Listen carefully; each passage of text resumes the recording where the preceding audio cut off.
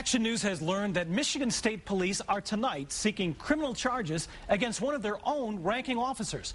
Now, this is the result of a 2-year-long investigation, and the man in the crosshairs is a lieutenant who once ran a narcotics task force.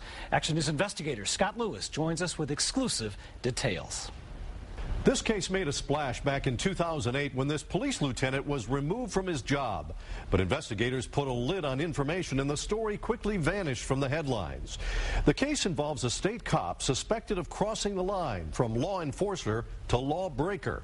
And the chickens may be coming home to roost.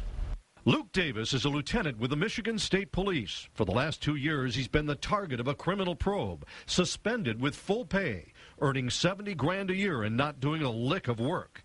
Once highly respected, this high-ranking cop had a sudden and surprising fall from grace. In December of 2008, acting on a tip, investigators from Lieutenant Davis's own department raided his home in Monroe. The case has been shrouded in secrecy ever since. Hey, Luke. Scott Lewis from Channel 7. You got a sec? State police have never revealed what they were investigating or what they snatched from Luke Davis's home. But the Action News investigators are about to blow the lid off. And we've learned the criminal case is coming to a head. I just wanted to talk to you about the investigation the state police are doing.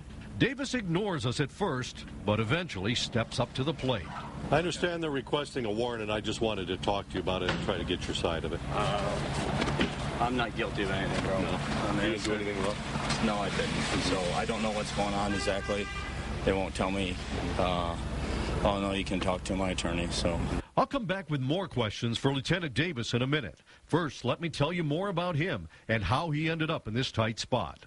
Until he was suspended, Luke Davis was in charge of a downriver drug task force called Omni, Office of Monroe Narcotics Investigations. It was an undercover unit with officers from several departments operating out of this nondescript house on South Telegraph Road. Working along the I-75 corridor, a big smuggling route for drugs, coming into Metro Detroit, Omni made some big scores. One bus netted nearly $1 million in high-grade pot being smuggled in a truckload of lettuce. Omni investigators kept their confiscated dope inside the garage at their undercover operation. But state police investigators suspect a lot of dope and confiscated property went out the back door while Lieutenant Luke Davis was in charge. They also suspect that property confiscated from dope dealers was stolen. And that brings us back to that December raid on Luke Davis's Monroe home. I've learned that state police confiscated steroids and prescription drugs. Just a few months ago, police raided this duplex in Monroe owned by Lieutenant Davis.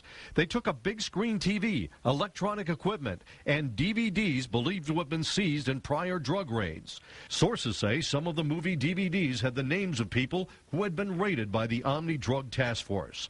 The same day, state police executed a search warrant at this Monroe marina.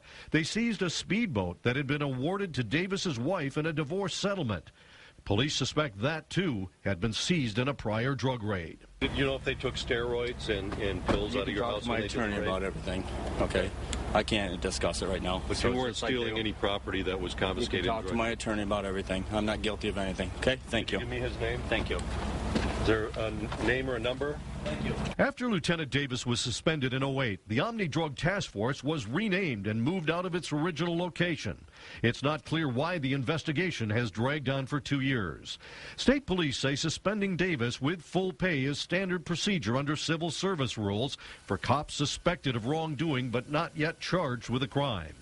State Police spokeswoman Shannon Banner wouldn't comment on specifics of the probe, except to say it's an ongoing investigation, and she hopes they are close to wrapping it up.